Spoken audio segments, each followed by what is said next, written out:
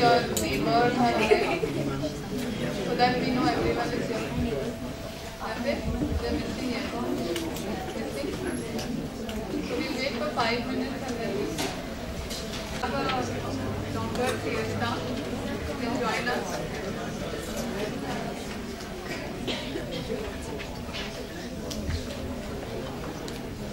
This lecture now, I will cover detoxification part in alcohol dependence.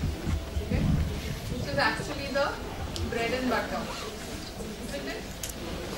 How many of you, those who are not, forget this, other mental health professionals, but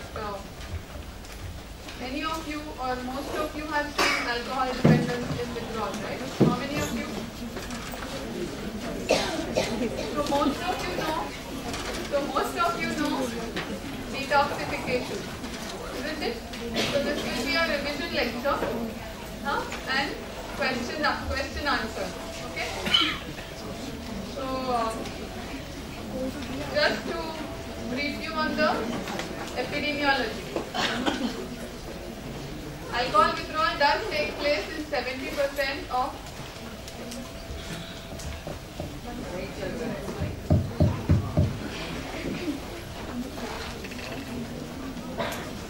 70% of alcohol dependence patients do undergo withdrawal sometimes, and the rate is increased in the elderly. Though there are no gender and ethnic differences, and 85% are mild to moderate, easy to treat, they get better, and you also feel better that you have treated the symptoms and the patient is satisfied. It's only those 15% who have severe and complicated withdrawal, which we will see later on. Also, you are aware of this, that the first criterion that is essential is that cessation or reduction in the amount. So if somebody stops for some reason, it could be because somebody fell ill, it could be because the patient has been given an ultimatum by the employer, or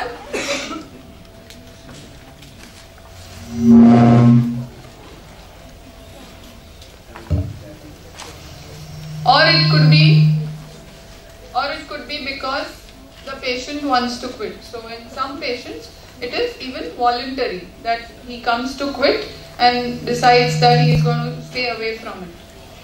So 2 or more of the following as per the DSM-4 criteria, that is autonomic hyperactivity, tremors, insomnia,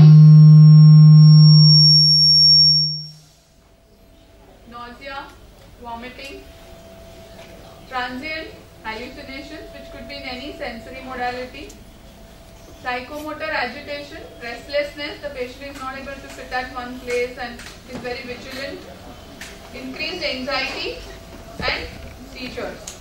Any of 2 or more of these are required for the diagnosis of alcohol withdrawal.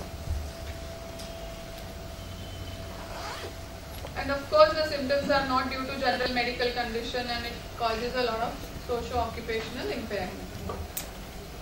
So for alcohol withdrawal to be there is alcohol dependence, isn't it? Unless that is there, we won't see withdrawal symptoms. And there is an abstinence for some reason. As I was saying, it could be voluntary or it could be enforced by something. Not only injury and illness, but it could also be some other reasons. The wife has left him and so now he has to quit and show. The employer has said you can't come to work unless you get a certificate. So any of these reasons can lead to abstinence and we see withdrawal symptoms. To make a diagnosis, we need to take a good history, and Dr. Rao has told us in elaborate details how we do the assessment. So that will be our history. Physical examination is not only to see the liver damage, but there could be many other things in an alcoholic. For example, the patient has had many falls, so there may be signs of injury, or there may be impaired nutrition and that leading to reduced immunity and that causing many infections and diseases like tuberculosis or any other infection. So all this will be seen only by doing physical examination, otherwise it will be missed, right? I don't know if other colleges, but we have a pro forma in which we have physical examination and mental status examination as a part of de-addiction pro forma.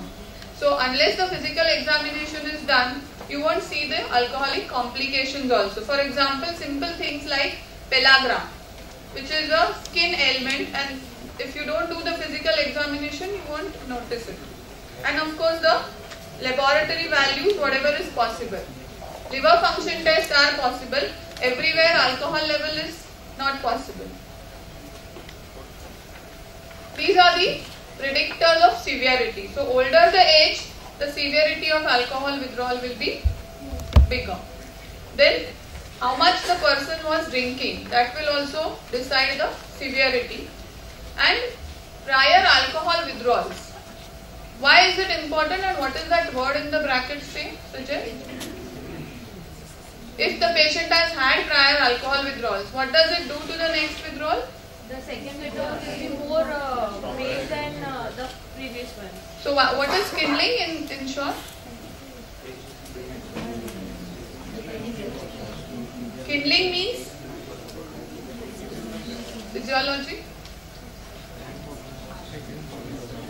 Yes? Yes. Normal neurons also start to fire after Yes. abnormal neurons act on them. Yes. And And there is a summation that takes place. So whatever little CNS excitation had taken place in the first one, which was small enough, the next time there is more, the third time there is more, and there is a summation of all these sub-threshold stimuli. That also is responsible for seizures.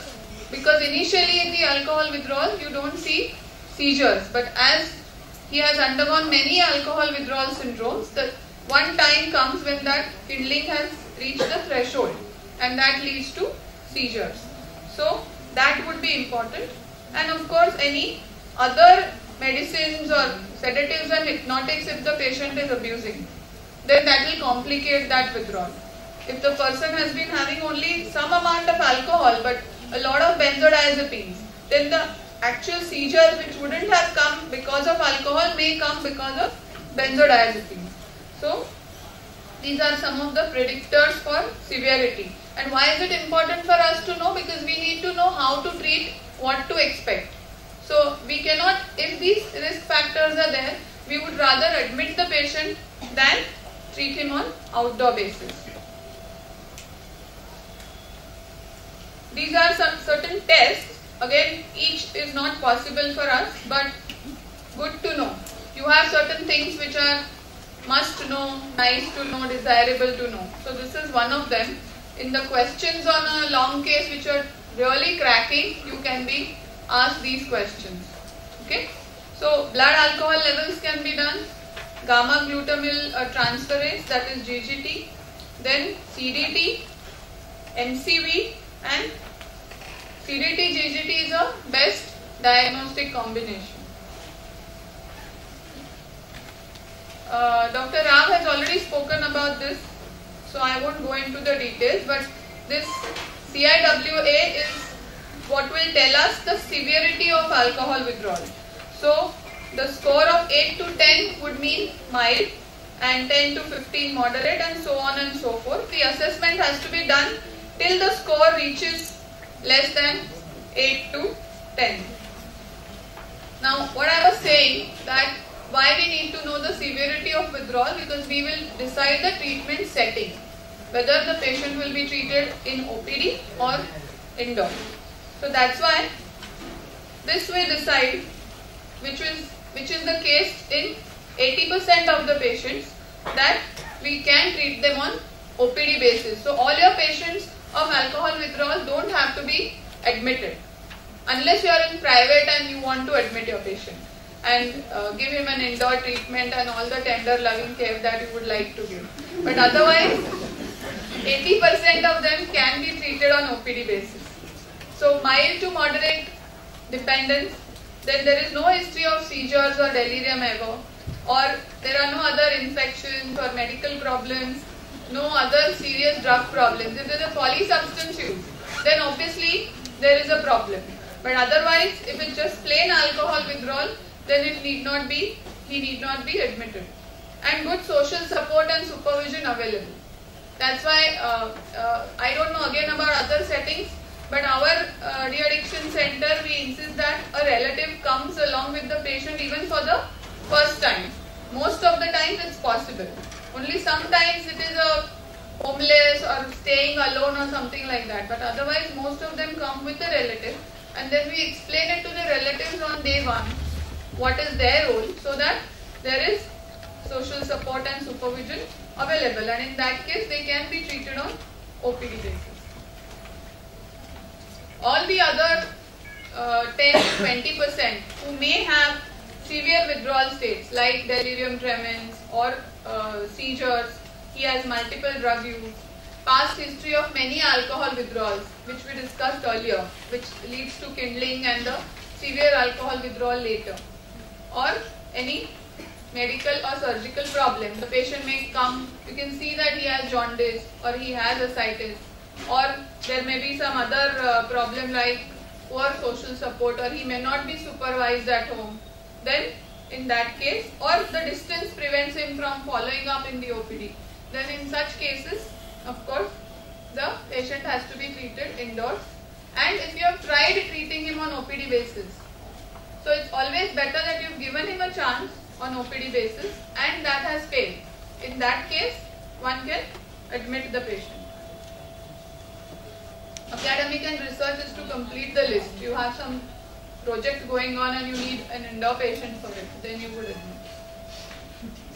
The main goal of treating alcohol withdrawal syndrome would be, one, to help the patient achieve detox in a safe and comfortable way, because many people are worried, if I stop, what will happen to me? I cannot manage. So that part has to be made safe and comfortable. That is the goal. And second is to foster the patient's motivation to enter rehabilitation.